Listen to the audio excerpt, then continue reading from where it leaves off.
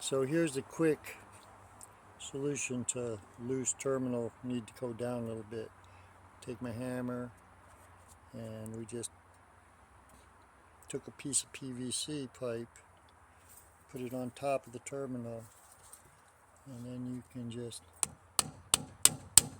tap it down, and that usually gets the battery terminals down right on there real nice and tight, you know, just like that.